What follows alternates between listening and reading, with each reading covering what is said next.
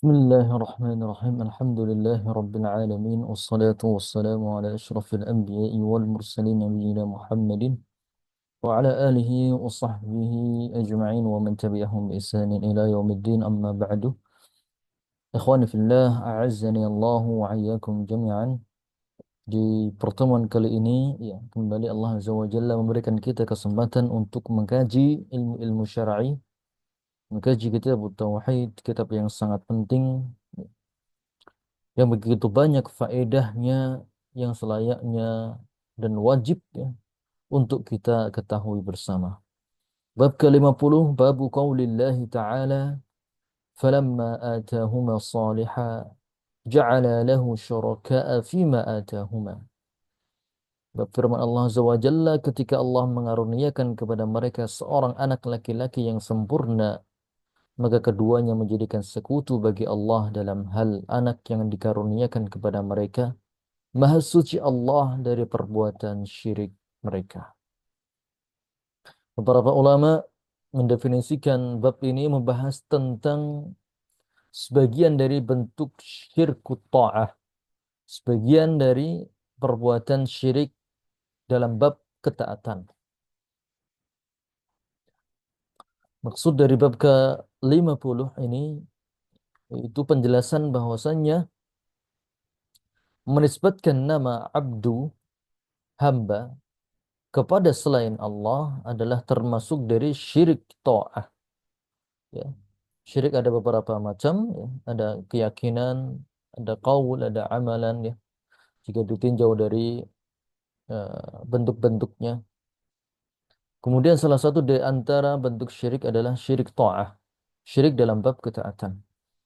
Dan salah satu bentuknya dari syirik ta'at itu, ya, adalah seorang menamakan dirinya atau anaknya abdu yang diidhafahkan atau disandarkan kepada makhluk. Misalnya abdus syams, hamba matahari, atau abdul qamar, hamba rembulan, ya. Atau ya, abdu manaf, hambanya si manaf, dan lain sebagainya. Yaitu menisbatkan nama abdu kepada makhluk, ya, baik itu nama orang atau nama benda-benda langit, ya, atau benda-benda mati yang lain, ya. Itu termasuk perbuatan syirik, syirik taat.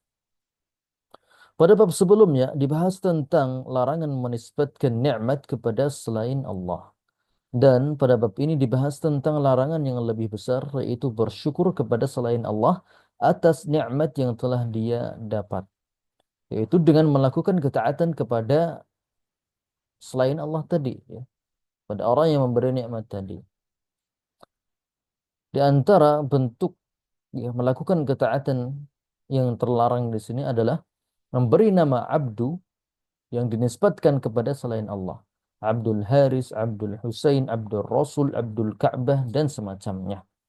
Ya. Itu semuanya merupakan perbuatan kesyirikan.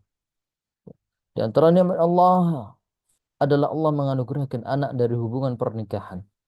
Maka wajib bagi orang tua untuk bersyukur kepada Allah atas nikmat tersebut. Orang tua menikah mengharapkan anak.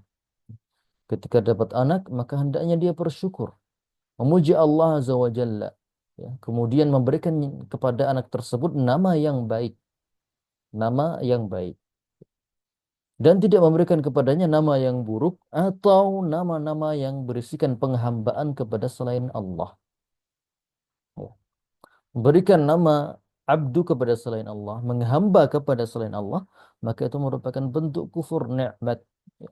Dia tahu dia yang memberikan anak adalah Allah, tapi kemudian dia malah bersyukur kepada selain Allah.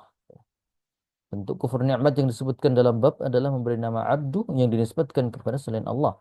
Dan bentuk kufur nikmat yang lain adalah menisbatkan nikmat tersebut kepada selain Allah, ya. Yang mana hal tersebut juga bisa mengurangi kesempurnaan tauhid. Baik. Dalil yang pertama yang disebutkan dalam bab adalah firman Allah Azza wa Jalla dalam surat Al-A'raf, "Huwallazi khalaqakum min nafsin wahidah." Ya, dialah Allah yang telah menciptakan kamu dari diri yang satu. Wa ja'ala minha zawjaha liyaskuna ilaiha. Kemudian dia menciptakan istrinya agar dia merasa tenang kepadanya. Falamma taghasyaha hamlat hamlan khafifan famarrat bih.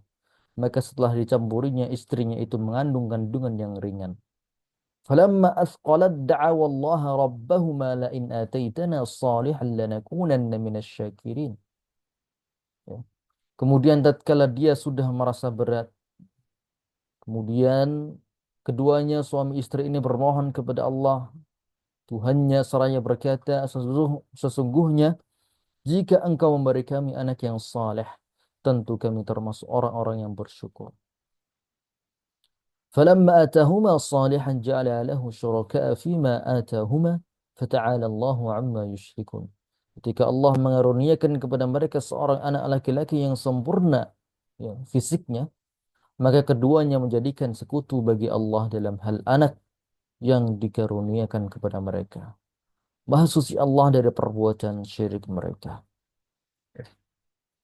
Baik. Jenis syirik yang dimaksud dalam ayat ini bisa berupa syirik akbar dan juga bisa berupa syirik asghar. Kapan syirik akbar? Yaitu jika diyakini bahwa yang mendatangkan anak ini adalah wali fulan, ya, atau semacamnya dari makhluk-makhluk ya, selain Allah, yang mengatakan ya, wali fulan inilah yang memberikan kami anak, menciptakan ya, ruh atau mengutuskan ruh kepada janin sehingga janinnya hidup, ya, maka itu merupakan perbuatan atau keyakinan syirik. Karena merupakan bentuk penisbatan penciptaan kepada selain Allah adalah syirik akbar. Ya. Beberapa manusia ketika tidak dikaruniai anak, mereka mencoba segala cara supaya mendapatkan anak. Bisa berupa cara halal maupun cara yang haram. Ya. Dan cara yang haram adalah seperti datang ke makam Syekh Fulan. Kemudian berseru, ya Sayyidi, tolonglah kami, berilah kami anak. Dan jika akhirnya mereka dikaruniai anak, mereka menisbatkan nikmat kepadanya. Ya. Syekh Fulan inilah yang memberikan kami anak. Dan meyakini bahwasanya Syekh tadilah yang memberikan anak. Maka ini jelas merupakan perbuatan syirik akbar. Ya. Karena tidak ada yang bisa menciptakan selain Allah Azza wa Jalla. Jika seorang meyakini ada pencipta lain selain Allah, maka dia telah terjatuh ke dalam perbuatan syirik akbar. Baik. Kemudian jenis yang kedua adalah syirik asghar, jika maksudnya adalah meyakini keselamatan anak yang dilahirkan dengan selamatnya si anak dari penyakit adalah karena sebab dokter yang menangani persalinannya. Ya. Karena hal tersebut merupakan menisbatkan nikmat kepada sebab dan merupakan penciptanya yaitu Allah Azza wa Jalla. Ini dalam kasus ya ada orang muslim ya lahiran kemudian butuh bantuan dokter dan semacamnya. Kemudian ketika selamat, maka dia menisbatkan kenikmatan ini kepada si dokter ini. Kalau nggak ada dokter ini, maka kita akan nggak bisa melahirkan dengan selamat atau akan meninggal dan lain semacamnya. Maka itu merupakan perbuatan syirik asghar. Harusnya dia memuji Allah Azza wa Jalla, meyakini bahwasanya ini merupakan nikmat karunia Allah Azza wa Jalla. Ya, baru kemudian dia bersyukur kepada atau berterima kasih kepada si dokter tersebut. Terima kasih kepada dokter yang atas jasa beliau, atas pertolongan Allah melewati jasa beliau, ya. Maka lahiran anak kami selamat, ya. Seperti itulah seorang muslim. Dia wajib mengedepankan Allah Azza wa Jalla dalam setiap ya, kejadian-kejadian yang dia lalui, ya. Dia meyakini bahwasanya itu adalah karunia Allah. Ketika dapat nikmat, yang pertama kali dilakukan adalah meyakini ya bahwasanya ini dari Allah.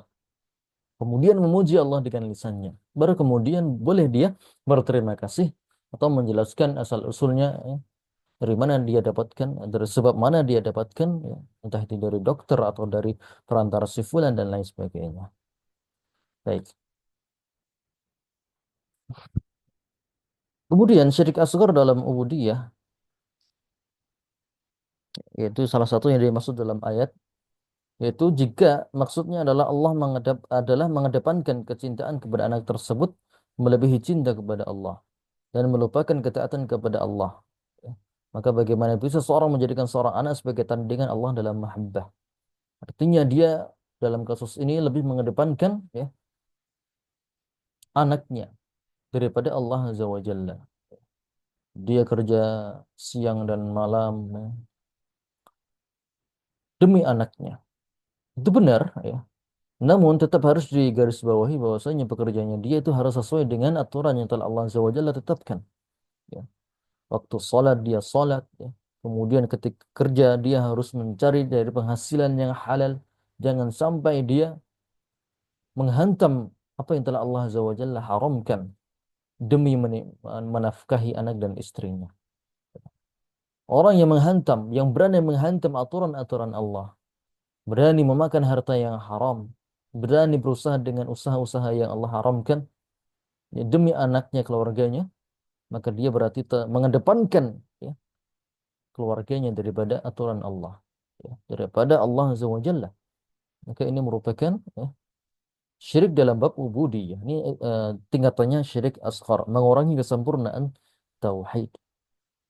Seorang yang bertauhid dengan benar pasti akan mengedepankan Allah Azza wa Jalla. Lebih mentaati aturan Allah, ya. Walaupun memang hidupnya sedikit ada kesusahan, namun selama dia menjalankan aturan Allah, berpegang teguh dengan aturan-aturan Allah, maka insya Allah akan ada keberkahan di sana.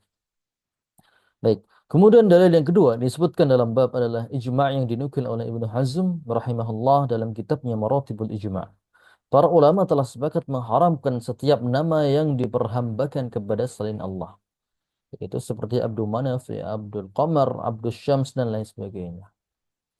Adapun, ya, khilaf yang terjadi pada nama Abdul Muttalib, ya, sebabnya adalah bahwa nama tersebut bukan dimaksudkan untuk penghambaan. Jika ada orang Islam yang bernama dengan nama tersebut, ya, kemudian beralasan itu adalah nama kakeknya Nabi Muhammad, ya, dan Nabi Muhammad sendiri, ya, sering menyebutkan nama Abdul Muttalib dan berbangga dengan namanya, ya. Maka pendapat yang sahih, ya, tentang memberi nama anak dengan Abdul Muttalib adalah haram, ya, tetap diharamkan. Sebagian manusia, sebagian pendapat yang lemah membolehkan memberi nama anak dengan Abdul Muttalib karena dia berdalil dengan sabda Nabi Shallallahu Alaihi Wasallam, aku adalah putra Abdul Muttalib. Maka jawabannya dari syubhat tersebut adalah bahwasannya hadis ini adalah hadis yang mutasyabihat, yang perlu ditinjau ulang, ya. Sementara banyak dalil yang muhkam, yang jelas, yang gamblang menjelaskan akan haramnya perbuatan tersebut, menghambakan diri atau menamakan anaknya penghambaan kepada selain Allah. Kemudian, ya, alasan kedua adalah hadis ini merupakan bentuk pengkhabaran bahwasanya nasab Rasulullah Shallallahu Alaihi Wasallam adalah Muhammad bin Abdullah bin Abdul Muttalib, dan bukan sebagai bentuk ikrar atau persetujuan akan bolehnya menggunakan nama tersebut. Ya. Jadi dalam kasus ini bukan berarti Nabi menyetujui penamaan tersebut, namun hanya sebatas pengkhabaran saja bahwasanya kakek beliau masyhur disebut sebagai Abdul Muttalib. Ya. Nama Abdul Muttalib lebih dikenal bangsa Arab akan ketokohannya dari Abdullah, ya, bapaknya, karena Abdullah meninggal di usia muda, ya. Kemudian, ya, alasan-alasan yang lain adalah bahwasanya Nabi Shallallahu Alaihi Wasallam tidak pernah memberi anak siapapun, ya, dengan nama tersebut, dan juga tidak mengizinkan para sahabat untuk memberi nama anak dengan abdu yang dinisbatkan kepada selain nama-nama Allah. Kemudian alasan yang lebih gamblang lagi, Abdul Muttalib bukanlah nama asli dari kakek Nabi, namun adalah laqab atau gelar yang diberikan kepadanya. Nama asli Abdul Muttalib adalah Syaibah Al-Hamd bin Hashim. Ya, jadi nama asli kakek Nabi adalah Syaibatul Hamd, Syaibah Al-Hamd, ya, bin Hashim. Jadi Muhammad bin Abdullah bin Syaibah bin Hashim. Ya. Kenapa Syaibah ini sering atau memiliki nama kedua yang lebih masyhur yaitu Abdul Muttalib daripada nama aslinya? Ya. Karena di waktu kecil bapaknya mengirimnya ke Madinah untuk menjumpai keluarganya dari pihak ibu dari Bani Najjar dalam rangka belajar kehidupan. Yang mengasuh beliau di Madinah adalah pamannya dari jalur ibu yang bernama Al-Muttalib. Ya. Jadi Al-Muttalib adalah paman Syaibah. Kemudian ketika Al-Muttalib mengantarkannya pulang ke Mekah, warna kulitnya berubah kusam, berubah menjadi hitam karena safar yang panjang. Maka orang-orang bertanya, siapa budak ini? Karena mereka melihat ada anak kecil, kurus, yang hitam.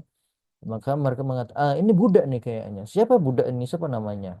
Sebagian orang menimpali Ini adalah Abdul Muttalib, budaknya si Muttalib tadi. Ya. Budaknya si Muttalib. Sehingga nama ini pun melekat padanya.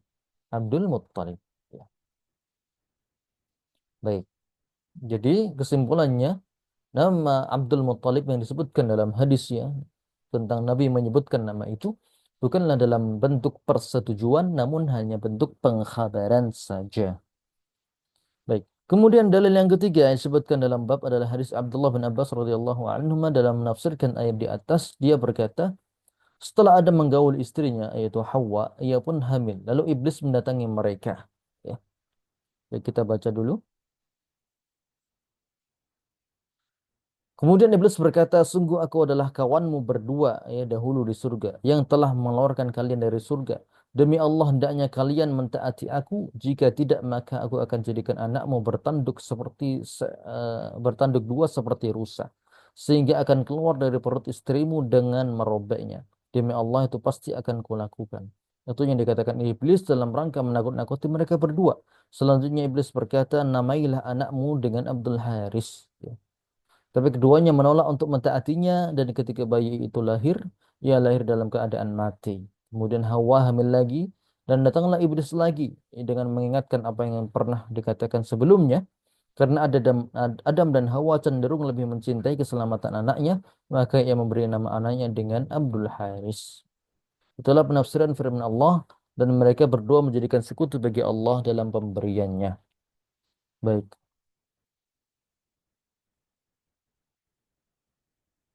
Eh, Hadis yang diriwayatkan oleh Ibnu Jarir dan juga Ibnu Hatim dengan sanad yang lemah, ya, sanadnya lemah.